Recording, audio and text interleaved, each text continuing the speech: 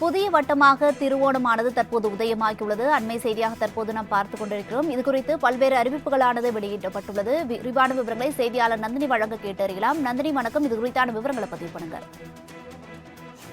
வணக்கம் வருமியா. தஞ்சாவூர் மாவட்டத்தில் ஒரத்தநாடு, பட்டுக்கோட்டை ஆகிய வட்டங்கள் சீரமைக்கப்பட்டு புதிய வட்டமாக திருவோணம் வட்டம் உதயம் செய்து தமிழ்நாடு முதலமைச்சர் உத்தரவு பிறப்பித்திருக்கிறார்.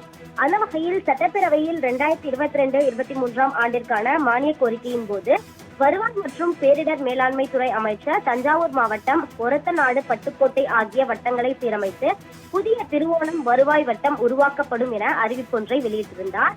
ஒரத்தநாடு வட்டத்தில் உள்ள திருவோணம் ஒன்றியத்திற்கு உட்பட்ட கிராமங்களை சார்ந்த பல்லாயிரக்கணக்கான மக்கள் அத்தியாவசிய சேவைகளான சாதி சான்று, வருமான சான்று, இருப்பிட சான்று, வாரிசு சான்று, பட்டா மாற்றம் உள்ளிட்ட பல்வேறு சான்றுகளையும் வருவாய்த்துறையின் பிற சேவைகளையும் பெறுவதற்கு ஏறத்தாழ 34 கிலோமீட்டர் தொலைவில் உள்ள ஒரத்தநாடு வட்டத்தின் தலைமையிடத்திற்கு மிகுந்த சிரமத்துடன் வந்து செல்ல வேண்டியுள்ளதாக குறிப்பிடப்பட்டிருக்கிறது.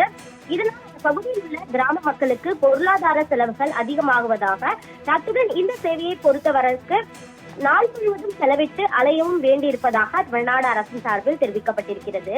இந்த முடிவை செயல்படுத்தும் விதமாக தஞ்சாவூர் மாவட்டத்தில் உள்ள ஒரத்தநாடு, பட்டுக்கோட்டை ஆகிய 2 வருவாய் வட்டங்களையும் சீரமைத்து காவாப்பட்டி, சில்லத்தூர், திருநெல்லூர், வெங்கரை ஆகிய 4 குறு வட்டங்களையும் 45 வருவாய் கிராமங்களையும் உள்ளடக்கி திருவோணத்தை தலைமையிடமாக கொண்டு புதிய திருவோணம் வருவாய் வட்டத்தினை உருவாக்கி தமிழ்நாடு முதலமைச்சர் உத்தரவு பிறப்பித்திருக்கிறார்.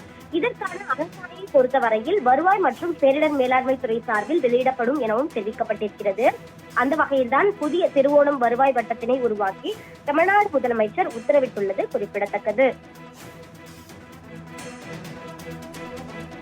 நந்தினி, விவரங்களுக்கு நன்றி.